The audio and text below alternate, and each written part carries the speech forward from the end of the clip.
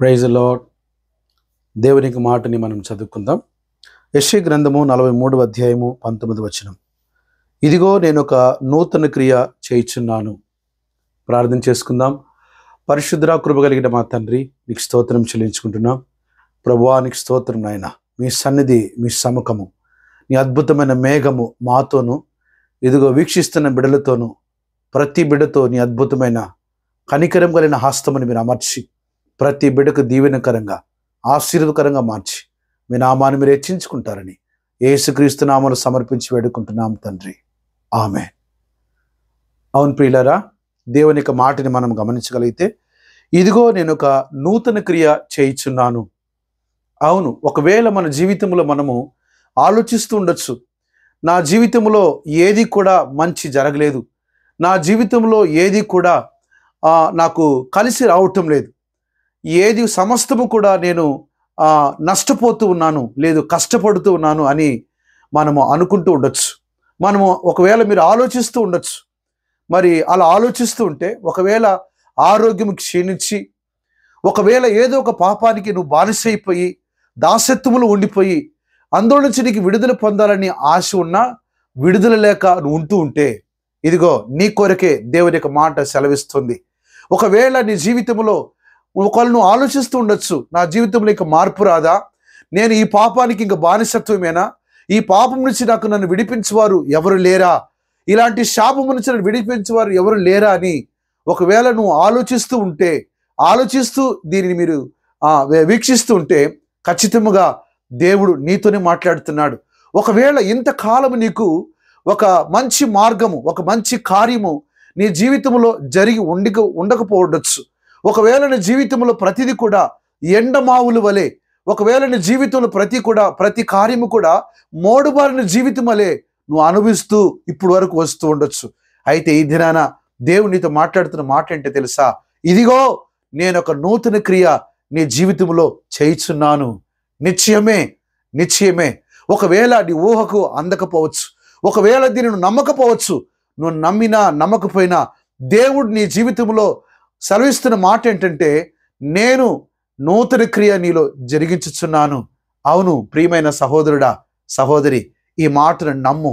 ఎందుకు అనంటే, దేవుని మాటని మనం ఎప్పుడైతే గమనిస్తామో, ఎప్పుడైతే దాన్ని మనము ఆలకించి ఆ మాటకు లోబడతామో, నిశ్చయముగా ఒకవేళ నీ జీవితంలో ఇంతవరకు జరిగించని కార్యాలు, నీవు అనేక సందర్భములు ఎదురు చూసి నిరుత్సాహపడిన కార్యాలు నీవు ఈ క్షణములో దేవునికి ఒక అవకాశం ఇచ్చి చూడు. కొన్ని సందర్భాల్లో మనకు శ్రమ ఎదురైనప్పుడు, లేదా నీకు శ్రమ ఎదురైనప్పుడు, ఒక భారం ఎదురైనప్పుడు, ఆ భారాన్ని నీవు ఒక చేతితో ఎత్తినప్పుడు కాస్త ఎక్కువగానే ఉంటుంది. అదే భారాన్ని రెండు చేతులతో ఎత్తి చూసినప్పుడు ఆ భారము యొక్క విధానము తగ్గిపోద్ది, సులువుగా ఉంటుంది.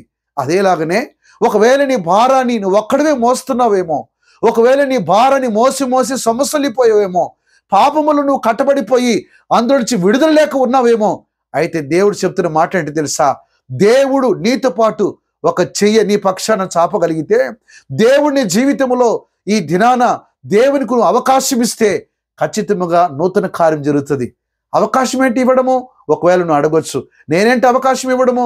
దేవుడు నా జీవితంలో కార్యం జరిగించవచ్చు కదా, నేను ఇలా కష్టములో ఉన్నాను కదా, ఇలా దుఃఖములో ఉన్నాను కదా, ఇలా పాపముల బానిసయ్యాను కదా అని ఒకవేళ నువ్వు అనుకోవచ్చు. అవును, ఒకవేళ చూడండి, మనం గమనించవచ్చు, ఒకవేళ మనం నడుపుతున్న వాహనం బైక్ కావచ్చు, లేదా కారు కావచ్చు, అది ఒకవేళ చెడిపోతే, దానికి ఏమైనా ప్రాబ్లం వస్తే అది మన ఇంట్లోనే పెట్టుకొని ఉంటే అది ఖచ్చితంగా బాగవదు.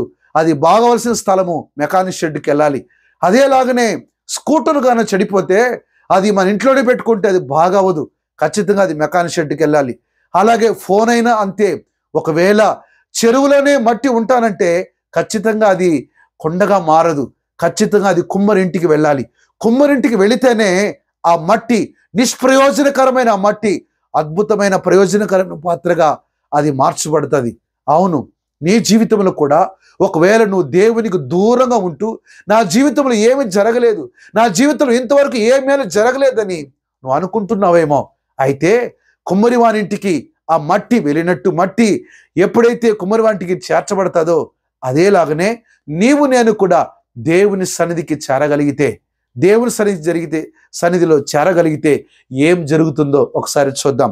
చూడండి, ఒకసారి నేను కీర్తన 107:19 చదువుతున్నాను. అక్కడ కష్టకాలమున వారు యెహోవాకు మొరపెట్టిరి, ఆయన వారి ఆపదల నుండి వారిని విడిపించెను. అవును, నువ్వు కష్టకాలంలో ఉన్నావు, కానీ దేవునికి మొరపెట్టడం లేదు. నువ్వు కష్టకాలంలో ఉన్నావు, మనుషుని తట్టు చూస్తున్నావు, వారు చేస్తారు, వీళ్ళు చేస్తారు, బంధువులను ఆదుకుంటారు అనుకున్నావు, నమ్మి మోసపోయావు. అయితే ఇక్కడున్న భక్తులు అక్కడ గమనించగలిగితే, కష్టకాలమున వారు యెహోవాకు మొరపెట్టిరి, ఆయన వారు ఆపదల నుండి వారిని విడిపించెను. ఆయన తన వాక్కును పంపి వారిని బాగు చేసెను. ఆయన వారు పడిన గుంటల నుండి వారిని విడిపించెను. వారు పడిన గుంటల నుంచి వారిని విడిపించెను. అవును, నీవు కూడా పాపం అనే గుంటలో, వ్యభిచారం అనే గుంటలో ఏది నువ్వు ఎక్కడి నుంచి అయితే లేవలేకపోతున్నావో అదే నీకు గుంట. ఏ పాపములో నువ్వు బానిసై ఉన్నావో అదే నీకు గుంట. అక్కడి నుంచి నువ్వు లేవలేకపోతున్నావు. అయితే నువ్వు ఎంత లోయలో, నువ్వు ఎంత లోతైన గుంటలో పడి ఉన్నా, నువ్వు ఎంత పెద్ద పాపములో పడి ఉన్నా, నువ్వు ఎంత పెద్ద కష్టములోనూ పడి ఉన్నా, ఈరోజు దేవుడిని చెప్తున్న మాట ఏంటి తెలుసా? నీవు నాకు మొరపెట్టుము. నువ్వు ఎటువంటి లోయలో ఉన్నా, నీవు కష్టకాలంలో ఉన్నా, నీవు మొరపెట్టగలిగితే ఎందుకు 2 మాటలు చెప్తున్నానంటే, మనం మొరపెట్టము, దేవుని అడగము. నీవు మొరపెట్టగలిగితే దేవుడు చెప్తున్నాడు, నీ కష్టకాలం నుంచి ఆయన నిన్ను విడిపిస్తాడు. నిశ్చయముగా కష్టకాలం నుంచి ఆయనని విడిపిస్తాడు. ఎలా విడిపిస్తాడయ్యా? ఆయనే దిగి యేసుప్రభు నాకు కనిపిస్తాడా అని అనుకోవచ్చు. ఎలా విడిపిస్తాడో తెలుసా? ఆయన తన వాక్కును పంపుతాడు నీకు. ఆయన తన వాక్కును పంపి నీ జీవితాన్ని బాగు చేస్తాడు. అవునా? ఆయన వాక్కు వచ్చిన జీవితాన్ని ఏం బాగు చేస్తుంది అని ఆలోచించవచ్చు. అవును, ఆయన వాక్యం ఎలాంటిది తెలుసా?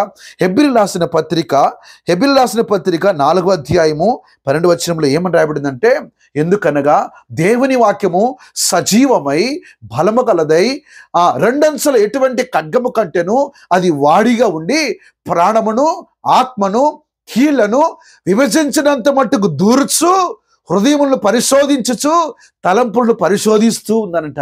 అవును ప్రియులరా, ఎందుకనంటే ఒక డాక్టర్ దగ్గరకు వెళ్ళి నాకు కడుపు సమస్యగా ఉంది, తీరట్లేదు అని చెప్పినప్పుడు ఆయన పరిశోధిస్తాడు, ఒక ట్రీట్మెంట్ ఇస్తాడు, మామూలు మాత్రలు ఇస్తాడు, తగ్గలేదనుకోండి. అప్పుడు ఆయన తీసుకున్న తీర్మానం ఏంటంటే ఎండోస్కోపీ టెస్ట్ చేయాలి రండి అని అంటాడు. ఎండోస్కోపీ టెస్ట్ చేయాలంటే ఒక పైపు లాంటిది మన నోటిలో అలా వదిలినప్పుడు మనం అవకాశం ఇవ్వాలి. నేను నోరు తెరవను, ఇలాగే ఉంటానంటే ఖచ్చితంగా సమస్యకు పరిష్కారం రానే రాదు. మనము డాక్టర్కి మన జీవితాన్ని లేదా మన దేహాన్ని అప్పగించినప్పుడు, మన హాస్పిటల్కి వెళ్ళినప్పుడు మన దేహాన్ని ఆయనకు అప్పగించినప్పుడు, అప్పుడు ఆయన పరిశోధించి సమస్య ఏంటో గుర్తుపట్టి దానికి తగిన ట్రీట్మెంట్ ఆయన ఇస్తాడు. అదేలాగనే ఇప్పుడు నేను ఒక మాట చెప్పాను, ఆయన తన వాక్కును పంపి నిన్ను బాగు చేస్తాడని.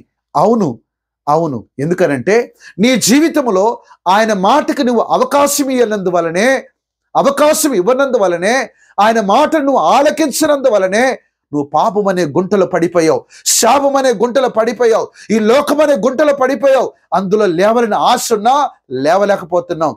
అయితే ఈ సందర్భంలో దేవుడు నీతో మాట్లాడుతున్న మాట ఏంటి తెలుసా? నీ జీవితము చిగురించాలంటే, నీ జీవితం ఫలభరితము కావాలంటే నీవు చేయాల్సిన పని ఒక్కటే, దేవుని మాటకి నువ్వు అవకాశం ఇచ్చి చూడు, దేవుని మాటని నువ్వు ఆలకించి చూడు. ఎందుకనంటే దేవుని వాక్యానికి జీవం ఉంది, దేవుని వాక్యానికి బలం ఉంది, దేవుని వాక్యానికి ఒక అద్భుతమైన శక్తి ఉంది. ఆ శక్తికి నువ్వు అవకాశం ఇస్తే అది నీలోకి ప్రవేశించి నీ ప్రాణములో ఏ పాపం ఉందో, నీ ఆత్మలో ఏ పాపం ఉందో, నీ కీళ్ళలో ఏ పాపం ఉందో, అనగా మన దేహములో పాపము ఎక్కడ దాంకొనున్నా నిన్ను కష్టపరిచే లేదా నష్టములకు తీసుకెళ్లే ఎటువంటి పాపానైనా అది నువ్వు వాక్యానికి నువ్వు అవకాశం ఇచ్చినప్పుడు అది లోపలికి వెళ్ళి నిన్ను పరిశోధించి నీ అంతరంద్రియములను పరిశుద్ధపరిచి నీ జీవితాన్ని దేవునికి ముందు నిలబెడతాది. అందుకనే యెహెజ్కేలు గ్రంథం 37వ అధ్యాయంలో మనం చదవగలము. ఏంటి తెలుసా, అక్కడ యెహెజ్కేలుని లోయలోకి తీసుకెళ్ళి ఎముకలన్నీ కూడా కనబడుతున్నాయి. అక్కడ యెహెజ్కేలుతో మాట్లాడుతున్నాడు. ఏమని చెప్తున్నాడు తెలుసా, చూడు దాన్ని ఒకసారి చూడు, అవి బ్రతకగలవా అని అడిగినప్పుడు ఎముకలు ఎలా బతుకుతాయి? అది మనిషి చనిపోయి చర్మం అంతా కూడా అవి పురుగులు పట్టిపోయి ఎముకలు ఎండిపోయాయి. ఎప్పుడో ఎప్పుడో చనిపోయిన సమాధి, కానీ ఎముకలు మాత్రమే అక్కడ ఉంది. ఇప్పుడు ఆ ఎముకలు బ్రతకగలవా? అది కూడా విడివిడిపోయినాయి. బ్రతకగలవా అని అన్నప్పుడు ఈయనేమన్నాడంటే, ప్రభువా అది నీకే తెలుసు అని అన్నాడు. అది నీకే తెలుసు, ఎందుకనగా సృష్టికర్త ఏమైనా చేయగలడు అని ఆయన విశ్వసించి నీకే తెలుసు అని అన్నాడు. అప్పుడు ఆయన ఏమన్నాడు తెలుసా, నీవు ప్రవచనం ఎత్తి ఇలా సెలవిమ్ము అని అన్నప్పుడు అనగా ఆ మాటలు మనం చదువుదాము. యెహెజ్కేలు గ్రంథము 37వ అధ్యాయము 4వ వచనం ఇలాగ రాయబడింది. అందుకు ఆయన ప్రవచనమెత్తి ఎండిపోయిన ఈ ఎముకలతో ఇట్లనము, ఎండిపోయిన ఎముకలారా యెహోవా మాట ఆలకించుడి. ఎండిపోయిన నీ జీవితము, ఎండిపోయిన నీ ఆర్థిక పరిస్థితి, ఎండిపోయిన నీ ఆరోగ్యము, నువ్వు ఎటువంటి కష్టములో ఉన్నా, నువ్వు అనుకోవచ్చు నా జీవితం ఎండిపోయింది, ఇక నన్ను చిగురింప చేయడానికి ఎటువంటి అవకాశం లేదు అని నువ్వు అనుకోవచ్చు. అయితే ఈ సందర్భంలో దేవుడు సూటిగా నీతోనే మాట్లాడుతున్నాడు. ఏం చెప్తున్నాడో తెలుసా, నువ్వు ఎలాగ ఎండిపోయి ఉన్నా, నీవు మొక్క చిక్కలైపోయినా, నీ జీవితం మొక్క చెక్కలైపోయినా, నీవు యెహోవా మాట ఆలకించిన ఎడలా, నువ్వు కూర్చబడతావు, నీవు స్థిరపరచబడతావు, నీవు బలపరచబడతావు, నువ్వు స్థిరపరచబడతావు. దేవుడు చెప్పినలాగనే యెహెజ్కేలు ప్రవచించినప్పుడు ఎముకలన్నీ కూడా ఒకదానికి ఒకటి అలాగే కలిసిపోయాయి. అంత మాత్రమే కాదు, అది అలాగే కలిసిపోయి లేచి అలాగే ఒక సైన్యముగా నిలబడుకున్నది. ముక్క చెక్కలపై దూరమైపోయిన ఆ ఎముకలు దేవుని మాట ఆలకింపగా ఆ ఎముకలకు జీవం వచ్చింది. ఈ సందర్భములో నీవు దేవుని మాటని ఆలకించినడలా, నీవు దేవుని మాటకి నీ జీవితాన్ని అప్పగించుకున్నడలా, ఎండిపోయిన నీ జీవితము మరలా చిగురించడానికి ప్రారంభించబడుతుంది.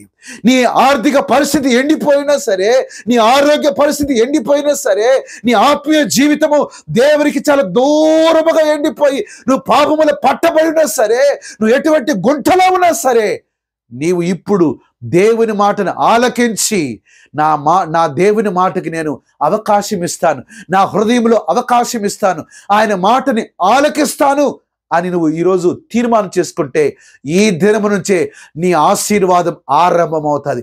ఈ క్షణము నుంచే దేవుని శక్తి నిన్ను ఆవరిస్తుంది. ఈ సందర్భములోనే దేవుని హస్తము బలహీనంగా ఉన్న నీ గుడారాన్ని, బలహీనంగా ఉన్న నీ ఆత్మను దేవుని హస్తము ముట్టగలదు. దేవుని హస్తానికి నువ్వు అవకాశం ఇస్తే దేవుడు నిన్ను ఒక అద్భుతమైన పాత్రగా మలచగలడు.